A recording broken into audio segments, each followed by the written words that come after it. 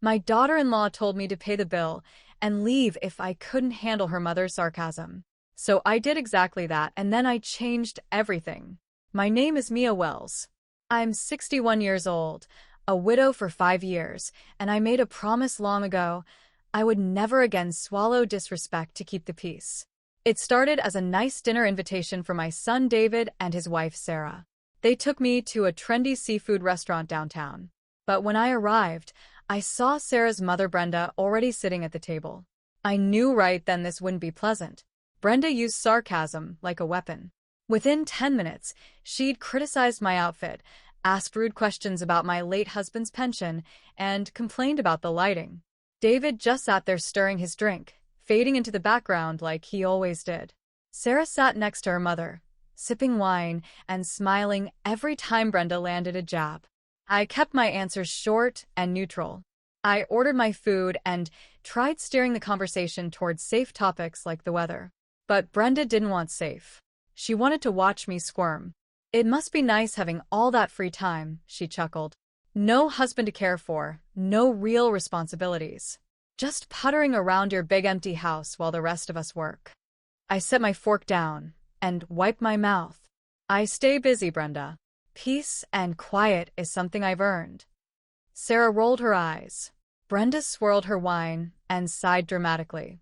Oh, please. You're just lonely. That's why you cling to David so much. It's a bit desperate, don't you think? David mumbled.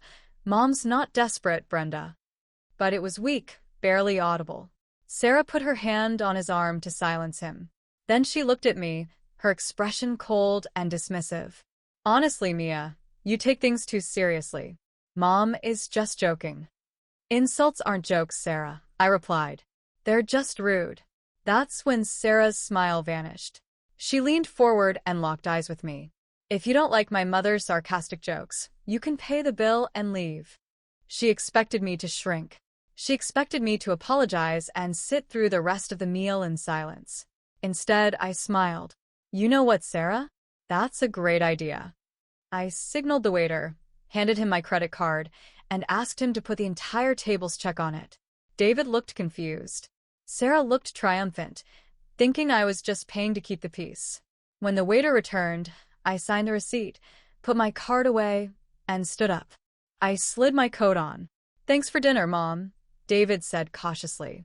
You're welcome, I replied. By the way, I'm driving myself home. Since you two rode with me, you'll need to figure out an Uber. I walked out into the cool night air without waiting for their reaction.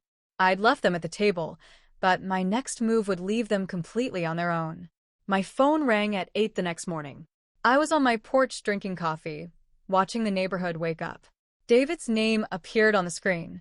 I let it ring 3 times before answering. Mom, he started, his voice frustrated. What was that last night? You completely embarrassed us. That Uber cost me $40 and Sarah is furious. Good morning, David. I'm fine. Thank you for asking, I said calmly. Come on, Mom. You know she didn't mean you should literally abandon us. You blew it out of proportion. I did exactly what she suggested, I said. She told me to pay and leave. I did both.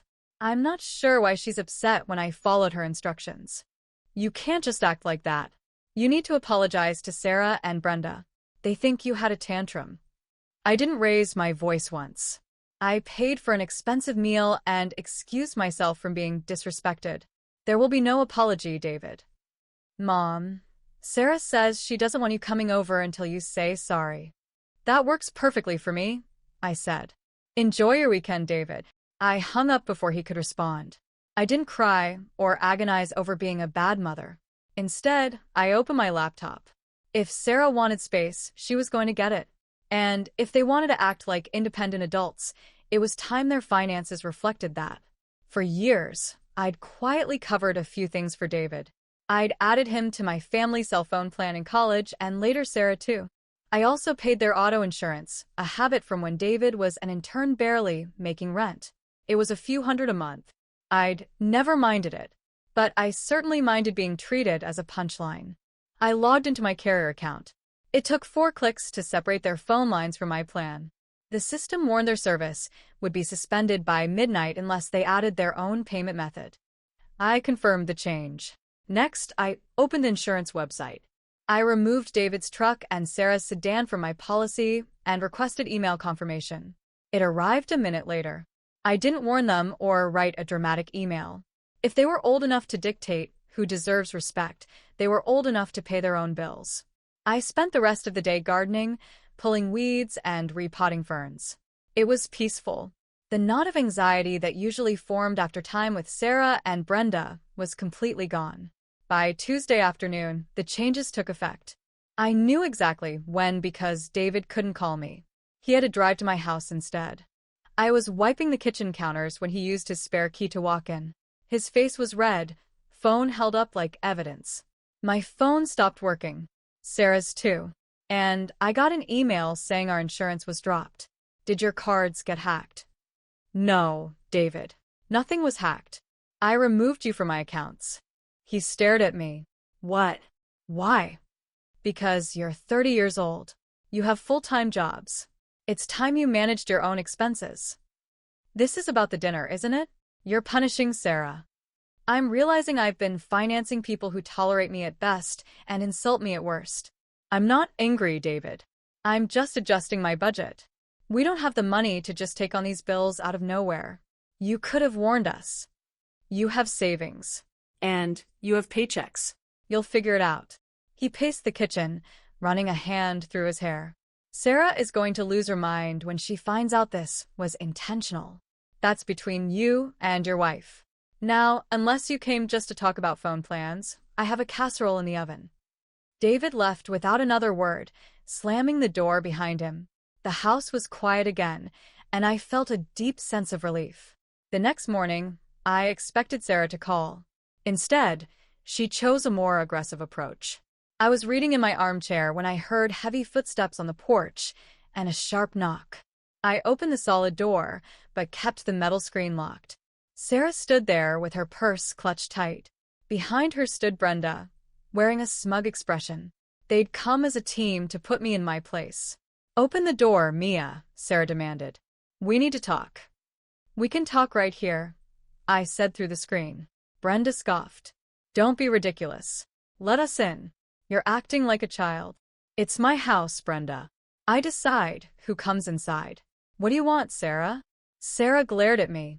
Cutting off our phones and insurance is petty and vindictive. You're punishing David because you don't like me. I removed financial support I was providing out of generosity.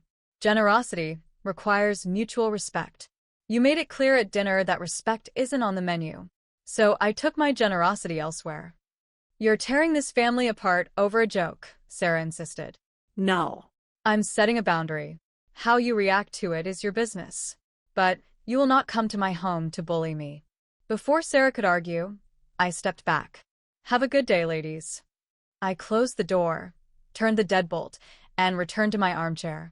I could hear Sarah complaining on the porch for another minute before their footsteps retreated. They tried to push, and the door didn't budge. A week passed in complete silence. I didn't reach out to David, and he didn't reach out to me. During that time, I walked through my 4-bedroom house and really saw it for the first time in years. It was too big. Property taxes were high, and cleaning empty rooms was a chore I no longer enjoyed.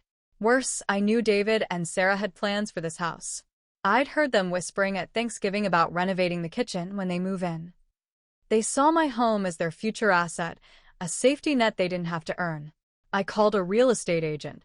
Within 2 days, a woman named Claire was touring my living room, taking notes. She said the market was competitive and my house would sell in days. I signed the listing agreement that afternoon. I spent the weekend packing guest rooms, David's old yearbooks, baseball trophies, boxes of comics he'd left in the attic for a decade. I stacked them neatly in the garage. I didn't consult my son about selling. The deed was in my name alone. The equity belonged to me.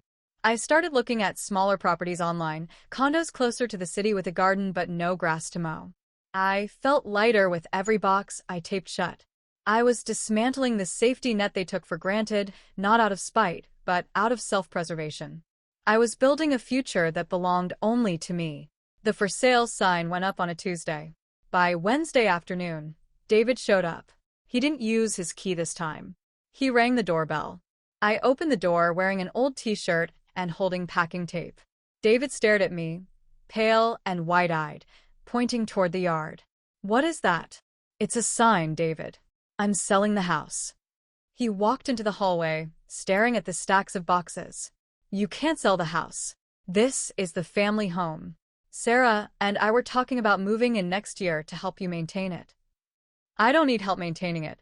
I'm buying a smaller place. A condo." David pulled out his new phone and called Sarah. I could hear her panicked voice through the speaker. "Put her on the phone," she demanded. He handed it to me. "Mia, what are you doing? You're throwing away David's inheritance. You can't just sell it without talking to us." "Sarah, I'm very much alive. I don't have an inheritance to give yet. I have a house, and I'm choosing to sell it to fund my retirement. You're doing this just to spite me. I don't think about you nearly enough to base my financial decisions on you." I handed the phone back to David.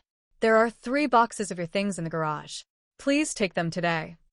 He looked utterly defeated as he walked toward the garage. The reality had finally set in. The house sold in 4 days to a lovely young couple. A month later, moving day arrived. I'd hired professional movers and was standing in the empty driveway holding a final box when David's truck pulled up.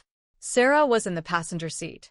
They got out and stood on the sidewalk, staring at the empty house. Sarah's face was tight with resentment. She realized the financial cushion she'd banked on was completely gone. No free house. No more paid bills. "I can't believe you actually did it," Sarah muttered. "You're going to be awfully lonely in that condo all by yourself." I looked at her. I'd rather be lonely in my own space than surrounded by people who treat me poorly in my own home. David rubbed the back of his neck. "Do you need help with anything, Mom?" "No. The movers handled it all." I reached into my pocket and pulled out a small envelope. "This is my new address. You're welcome to visit, David, but you must call first." I looked directly at Sarah. "And Brenda is never welcome." Sarah opened her mouth to argue, but David put a hand up. "Stop, Sarah. Just stop." It was the first time I'd ever heard him shut her down. I walked to my car, put the box in the trunk, and got in.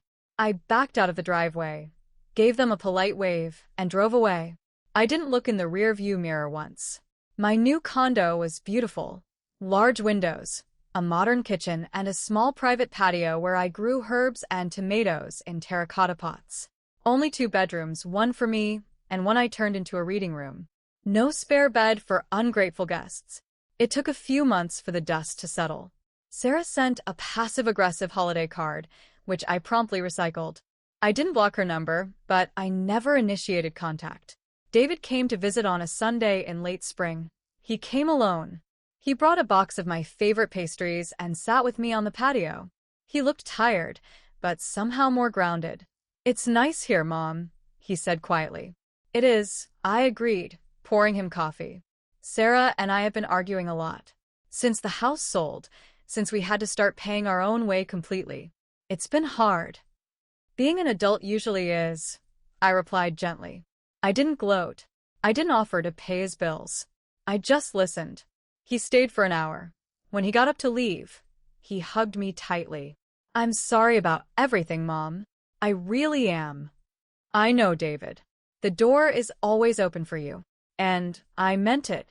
After he left, I washed the coffee cups and watered my plants. I'd lost a big house, but I'd gained my peace of mind.